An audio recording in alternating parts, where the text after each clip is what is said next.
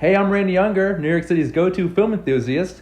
Every week, I dive deep into the world of cinema with special guests from the New York City film scene. Whether I'm interviewing industry insiders or comparing the latest releases, there's always something for every movie lover. Join me as I explore the magic of film and discover what makes these movies unforgettable. Hey guys, I'm Randy Younger, and this is another episode of Under the Radar, bringing movies and people together one frame at a time. And with me today, I have one of my favorite guest critics, a good friend to the show and to me, Mr. Brian Smith. Welcome back, Brian. Thanks, Randy. Thanks for having me. We're going to be discussing two films by the same director, and this is a very talented guy, I must say. His name is Jaume Collet Serra, and he's been working since 2005. His first film was actually House of Wax, starring Paris Hilton. But he's evolved into a rather competent director, specifically of thrillers, action, and horror, actually.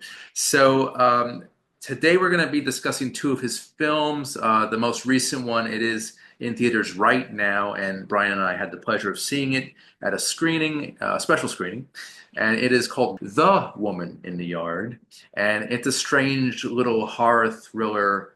And basically, the plot is a mysterious woman repeatedly appears in a family's front yard, often delivering chilling warnings and unsettling messages, leaving them to question her identity, motives, and the potential danger she might pose.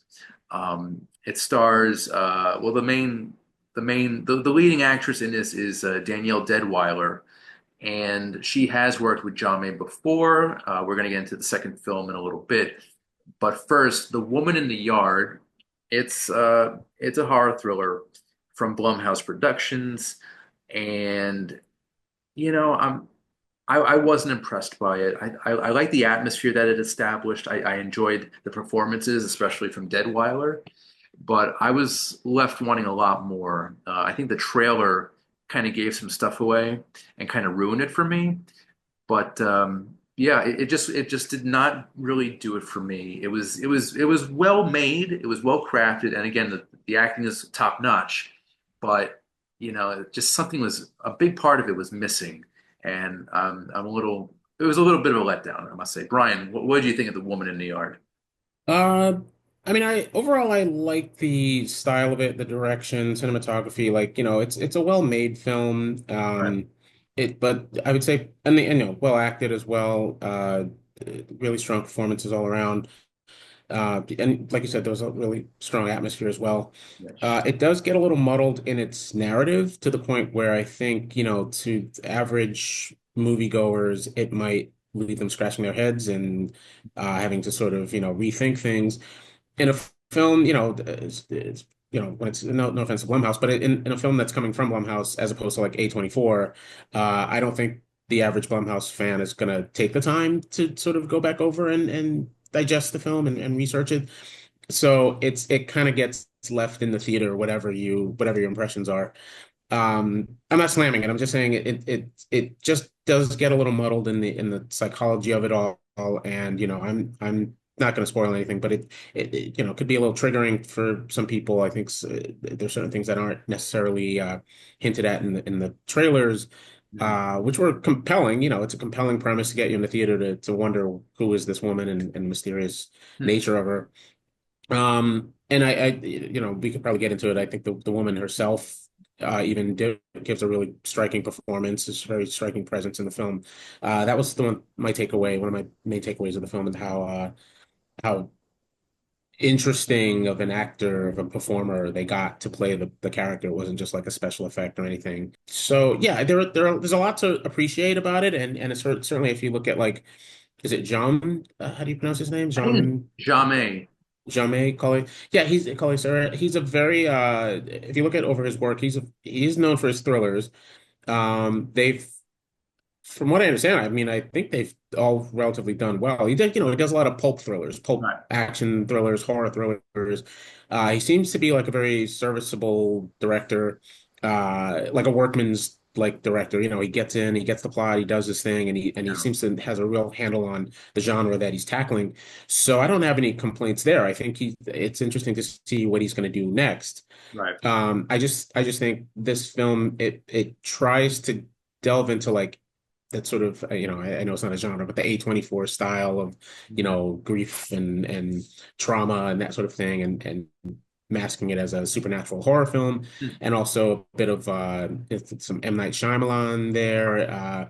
The writer is Sam Stefanik, who I'm not familiar with. I looked up some of their work, and I see there's a Man in the Yard in development. I don't know if that's if they just captured that to keep the title, or if there's really Right. a sequel or something planned. But I just laughed when I Wow. saw that, so I was like, interesting. The But yeah, kids in again, the I'm yard. not. Yeah, like they'll just go through the whole family. I don't know. Right. It just it left me kind of scratching my head, and there's I was trying to figure things out, and I think I know where it's going to the point where I don't know how, I can't speak to the psychology of it. I don't know how some people would feel about it, and where Mhm. it leads, and the triggering nature of it. But overall, I like the cinematography, the sound design, everything about it. Just, it was a well crafted film. Mhm. Sorry to ramble. No. My only major gripe, again, here's the difference between, like an A24 and a Blumhouse. Subtlety is not quite its strong suit. I think Mhm. they could have allowed certain aspects to play out a little more, to Yeah. really, delve into the dread. I think it was more just playing to like the multiplex crowd, so they had to throw in like scary music and stuff like that instead of just letting the atmosphere Right. settle. And here it's in the trailer. There's moments where you just Yeah. hear the wind rustling through the woman's veil, and just creating that sense of atmosphere. Here it was like you hear music, there's Mhm. score, building, and it's like I felt it as it was happening. I was like, this is a studio note. This is the love child of M. Night Shyamalan and A24, basically. And Um, and and I would say, like, I feel like even Jordan Peele it has moments okay. of that, whenever there's certain yeah, there's just certain aspects that I think even Jordan Peele has tapped into in terms of psychology, and also when you're dealing with black characters as well, primarily black characters. There's just something that I think he can bring to that, Yeah. and that I feel on a deep level, that I feel like this film was trying to delve into, but didn't Right. quite hit the mark. But it tried. It was there. Yeah. It's like, it definitely has that inspiration there. So It's in the same vein as like Nope or definitely Signs, but that was a Signs, yeah, much better film. definitely, yeah. I was, like again, definitely let down, but this actually did raise my awareness of Danielle Deadweiler, who Hmm. she's phenomenal. She's like the new Sigourney Weaver. She's like this tough. She's gonna go full throttle into the danger. She's scared, as would any normal person be, but she's also got Hmm. this strong strength to her. This sorry, strong bravery. This inner strength is what I wanted to say. An inner strength that comes through, especially in her eyes, which are very expressive. And Hmm. the middle of the film, middle to the end of the film, she's definitely confronting whatever supernatural forces that are at play here.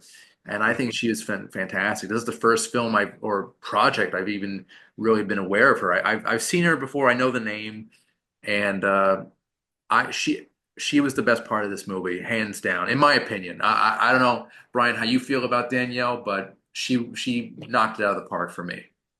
I thought she was, because I know she was in the film Till, about Ernest Till. Mhm. And she got rave reviews, and I haven't seen it yet. And she's been in a couple of films here. Oh, The Devil We Pay. I'm looking that up now. I remember her. Yeah. Yeah, she's definitely one on the rise. I think she has a strength to her that, she's very compelling in her performance. Um, and you want things to go well for her and that sort of thing, but and she also has a commanding performance when she's dealing with the kids, and the young actors in the film, that makes her scary and sympathetic, and you're not quite sure where things are going to head. Yeah. So yeah, I'm interested to see what she has in store for us, Yeah. as with everyone involved. I think it's, like I said, it's a finely crafted film, that I think is done in a little bit by the writing. Yeah. Because you had actually stepped out and came back briefly, Oh yeah, uh, yeah, and yeah. and and when and I've it was almost like a switch was flipped. It Mhm. suddenly became like this sort of poltergeistian thing Right, going right. on, I and was that's like, when you came I back. went to the bathroom for 2 minutes. I come back, like, what's going on? Yeah, and that's when I was like, okay, this is where the studio notes kicked in because it was like it was the subtlety went out the window. It was like, okay, we got to race, to this, let's make it crazy. And then I was like, I could think, imagine that they were probably planning maybe a woman in the yard haunt at like Universal Studios or something because immediately it was like the scenes that were as they were playing out I was like, okay, this is a fun house we're watching now, so. Yeah, So it has those elements. It's that was it's interesting. subtle. Yeah. Yeah, it's subtle, but then it goes a little hog wild and crazy and then you're like trying to figure things out and I wish they would have stuck with the subtlety because that was serving the film very well up to that point. just to get under your skin, yeah, because Yeah. that would have really made it a stronger, psychological film, Right. an aspect of it. So, so yeah, The Woman in the Yard is currently in theaters. Check it out if you're a horror enthusiast for sure. It's a nice little example. It has a unique tone, which I really respected. And again, the performances were very good, specifically Deadweiler.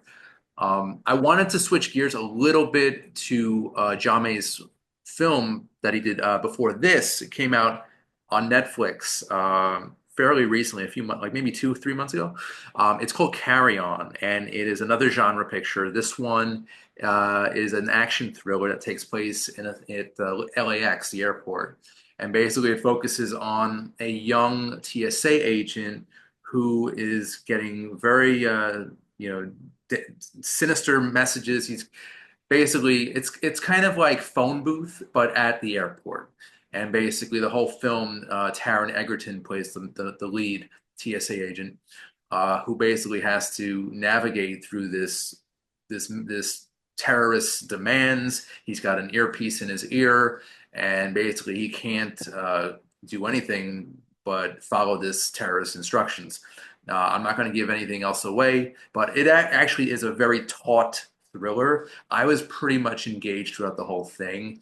I enjoyed Edgerton's performance. I enjoyed a supporting role from Danielle.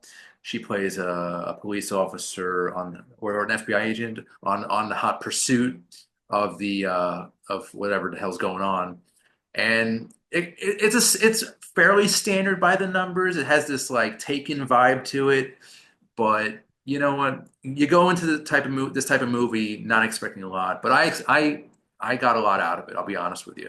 It's Carry On. It's on Netflix now. It's actually breaking some records in terms of viewership, which is really nice to know.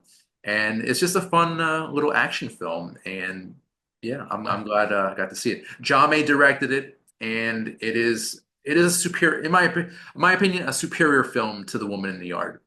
But Brian, what were your thoughts on Carry On?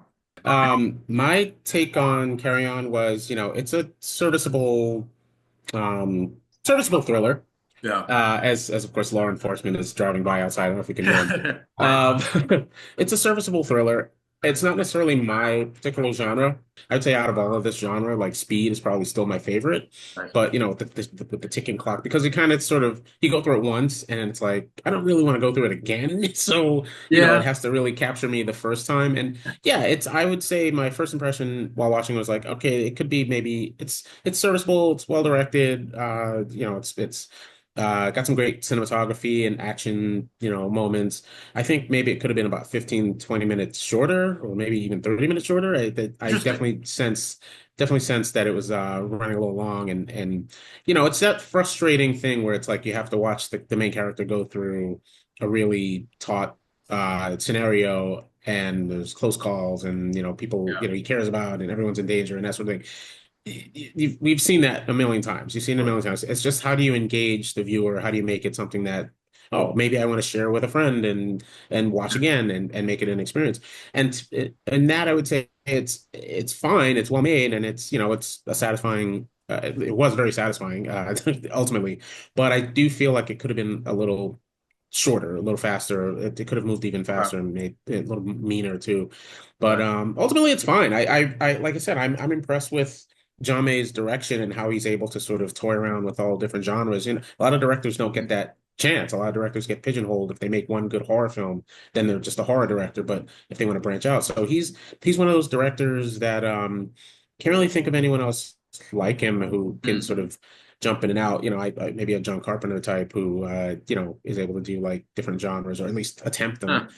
But Jean-May, I feel like he's doing pretty well right now. You know, Yeah. he's got his hand in different things, and he seems to make them out quick and you know dirty, and Yeah. they get made well and they make money. So yeah, he overall I yeah I liked it. I thought Taron was a good lead, and again some of the cinematography, some of the action stuff was pretty cool.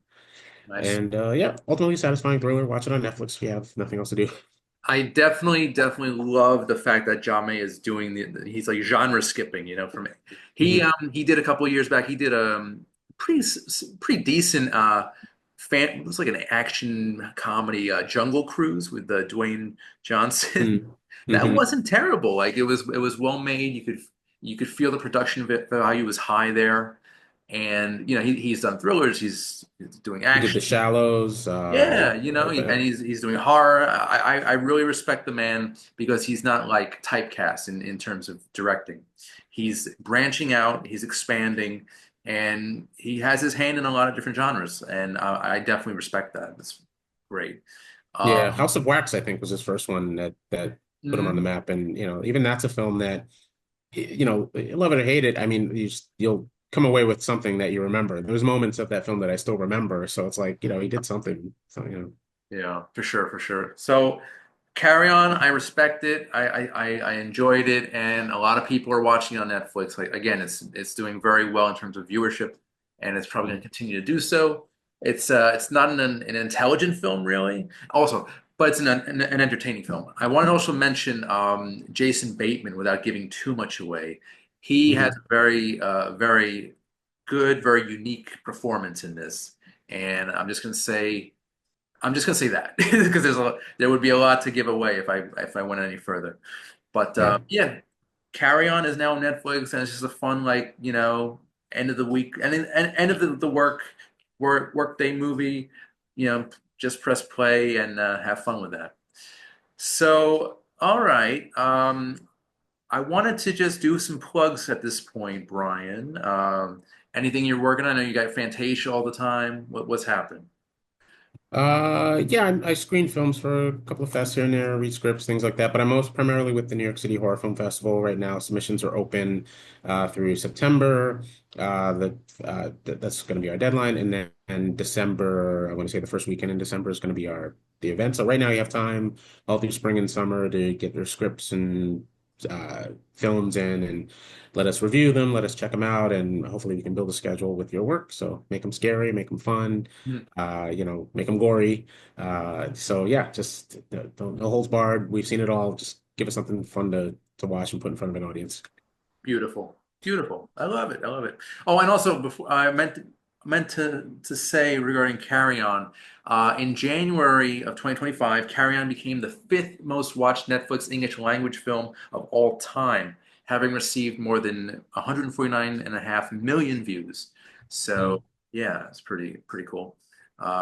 It's a Rachel. pretty for yeah for it doesn't feel like a small movie. It definitely has like a budget. You Hmm. know, there's definitely something going. You know, I guess the Netflix budget. I think it had a good Uh, budget. Yeah, it had a pretty good budget. I think it had like a 48 million budget.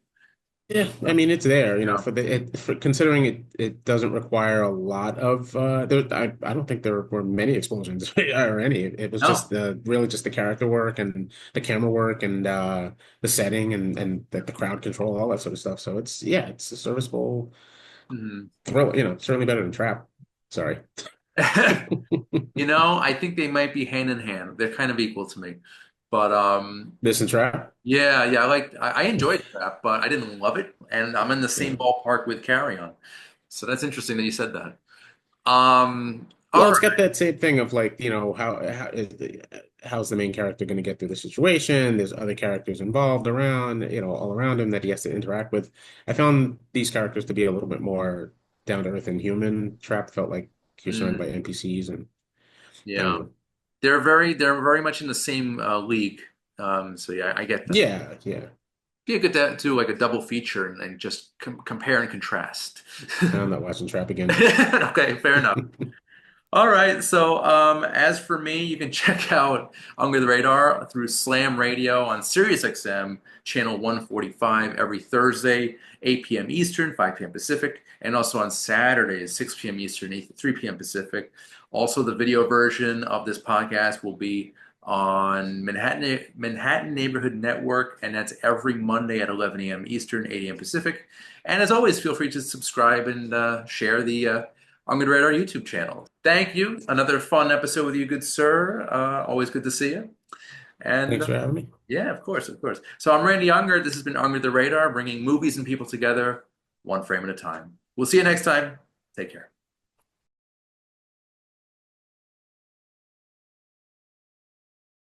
Hey guys, I'm Randy Unger. This is a special edition of Under the Radar, bringing movies and people together one frame at a time.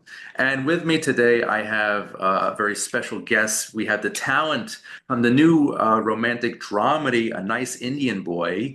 We have filmmaker Roshan Sethi, and we have actress Sunita Mani. So, guys, thank you so much for taking the time today. The film is wonderful. It's funny. It's sweet, and it's a very special film. I'm sure you guys had a blast making it, and I just want to commend all of you right now and say it's a great film. Thank Thank you you. so much. Of course, of Thanks for course. watching. Yeah, of course. Thank you. So Roshan, let's see. Oh, and I mispronounced it. I'm sorry. So Oh, I don't care. Roshan, sorry. I don't even notice. Yeah. Yeah. All right. So It's actually Raymond. is it? Can I call you No. Ray? Can you imagine? Yeah. That's funny. I'm just curious. So I know this story is near and dear to your heart. What made you want to bring it to the screen? I just love the play and the script, which both of which existed before I came on. It's a recreation of DDLJ, which is an old Bollywood movie that I had grown up loving as well. So it was just the content of it because it's about being a gay Indian and I'm a gay Indian, but also the style of it because it's written in a very populist, commercial, widely accessible way, not as like a slice of life indie, which would have been, I think, a harder thing to get off the ground. Hmm. And I wanted to make a story like this that could be seen by everybody. That's awesome. And Sunita, what brought you into the project? What attracted you to it? Roshan and Karan off the bat. And then I got the script and I was so into it. Like the script is so well written and I don't get scripts like that coming to me very often, especially ones that I think are like very good. Mhm. Meaning like the characters are real and deep and nuanced and we are just getting a good full story and also a heartwarming one and like a comedy. Yeah, and it's such an interesting tone that Yeah. Roshan that you established here. I mean, it is a very, raw story. It's very important, but it's told in a very lighthearted way. But there are Mm. moments that are kind of intense and dark, I saw, and just very gritty. But Mm. Roshan, you really struck a great tone here. What was that process like in creating that tone? Yeah, I think as long as the comedy and the emotion all come from the same place, the same sort of reality, and are grounded in the same kinds of things, you can actually contain infinite amounts of each of them. And Mm. people are looking for that combination of tone more than we realize. They don't actually want to go see a dark, harrowing, gay trenchant drama, and they don't want to go see like a completely frivolous light one that doesn't acknowledge the realities of our existence. So putting it in between, I think, is the best way to approach that. The other thing I think is that in general, audiences don't want to go see message movies because people don't see movies as a chore or as homework in order to be educated on something. They want to go to a movie for an experience, and the experience that the script and then later the movie offered is just, for me at least, what it leaves you with is joy and happiness and hope. Totally. Things I was most interested in because if I had written the script, it would have been so depressing. But Really? really, yeah, because I'm a more emotional person. The comedy all comes from Karn and Sunita and Zarna. Mm. Definitely doesn't not spilling out of me. But letting those things in is the most important thing. The way that I have Karn in my life is the way that there's comedy in the movie. I like that. I like that. It draws from something deep within. Sunita, this is such an amazing cast. What was it like working with these fine people? So easy. No drama. It was a instant connection. I felt like I'm often like one of the few Indians on set sometimes, or the only Mm, okay. at times. So to be like on this set where everyone is most everyone apart from Jonathan, but we're all South Asian, so we were just like hair down, gabbing, like shared experience, shared language. There was so much that comes out because of that. Like we're able to get, I don't know, really comfortable and really personal right off the bat. And for me, the character it was just like right there, ready to spring out. Again, because I don't get to play characters like this very often, or like at all. But they're very far and few between, I guess. Yeah. So it was a blast. Jonathan is the best, just to say it. We Mm, know it. I mean, truly just like open book, really wonderful to play off of. Zarna is incredibly natural and skilled and adaptable. Like this was her first feature, but mm. I feel like my character was carved out of hers. Like our dynamic is very potent in the film. Like we are kind of volatile, and you're like dropping into it. Okay. You're not seeing the before and the after. You're seeing like they're in the middle of this argument that they've Mm, had for years. So to get there was like pretty easy, but I think because she has such a strong backbone as that character, and I mm, was able to like have a strong one to play off of that. mm. So that was the most unexpected, I think. And Huh. like some of my favorite parts are like getting to be in scenes with Zarna. And then obviously Karan is like, I'm obsessed with him. He's so funny. I could watch him all day on camera. Like his face is so beautiful and so expressive, and he's so funny. And Yeah. he can really, I think, balance the tone that you're talking about Right. so easily. It's very much who he is. It's And awesome. Harish doesn't speak Oh English. my God, Harish. Yeah, he really doesn't speak English because he speaks in English obviously in the movie, but when you speak English, you Yeah, don't really know what you're saying. And yeah. I Oh, didn't direct him. He didn't really need it either because I can't speak Hindi. And Kern, who does speak Hindi, like, how did you do the Marvel movie, The Eternals? Because he's in The Yeah, Eternals, big hmm. part of yeah. it. Wow. And he said every time Chloe Zhao came over, he would just nod, but he had no idea what she was saying, and he never for the entire movie understood a Oh, single word he said. He just And just yeah, to there give was, him his flowers, he is yeah. incredible. He is like his He's so timing, good. his comedic timing. He He's knows exactly what he's doing. It is so fun to watch he has because so much you kind right. of can't tell necessarily because, language barrier also, This yeah, there's not a lot this of this sounds distinction. like an You act can like a keep it real on. family. This sounds like an actual family, you guys on Yeah, scene. it was. I love Yeah. it. Yeah. And you guys obviously you drew from culture and experience to inform the story, I'm sure, Roshan. Yes. Yeah, yeah, totally. I think so much of our lived realities were in the movie for all of us. It's so cool. I could see this as a series of films, not just a wedding, but just like every holiday that Indian culture celebrates. I want to see more of you guys. This was great. Yeah. Excuse me.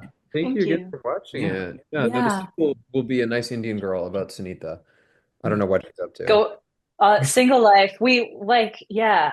I feel Maybe it's like a Zarna girls and trip with I, you and your mom. Yeah. yeah. Yeah, exactly. Yeah. So how's the film been doing? You've submitted to festivals, I'm assuming, right? Or Yes, it's played 4 or 5 or maybe even more festivals, South nice, by Palm Springs, Hamptons, and it has 100% Rotten Tomatoes and is highly reviewed on Letterboxd and is coming out on April 4th in perfect. theaters. It will expand, so it's like 60 to 100 theaters for the first weekend, then it will expand in success and not in failure. But the Okay, reaction to the movie has been extremely positive. Yeah. awesome. Yeah, I'm it's so so excited for it to hit theaters. It's beautiful. It's it great. is. It really is. And I learned a lot about Indian culture, and I left the movie feeling very happy. And I think that's what Mm. any movie should do, what most movies should do. And again, it's that tone that I haven't really seen much of anywhere in any other film recently, anyway. And Roshan, I just want to commend you once again for that tone. Yeah. And Sunita for your wonderful performance. I know that this was a kind of a Thank you. different character for you, but Yeah. you really sank your teeth right into it, and you gave it you gave us a really challenging and interesting character to see. So thank you for that too. Thank you. Yeah, and also, Yeah. Selena, while I have you, I just want to mention that you were awesome in Glow, and that show it left us way too soon. So thank you for that as well. And Yeah. I Oh, hope thanks for watching. I hope I they love bring it. that back. It was really one of the best in recent Ah, times as well. agreed, You but I know, think it's gone. But I agree yeah, that it was one of the best. we'll see. I'm rooting for you guys, and we'll see if there's going to be a reunion or something. That'd be awesome. Thank Um, you. yeah, guys. So we're just about out of time here, but I just want to thank you so much for your time here. And the film is wonderful. A Nice Indian Boy. It will be in theaters nationwide, April 4th, and yeah, it's awesome. So I hope everyone goes see it. Thank you. Thanks, Very guys. Thank you. excited. Me too. Yeah, this is great. So, guys, I'm Randy Younger. This has been Under the Radar, bringing movies and people together, one frame at a time. We'll see you next time. Take care.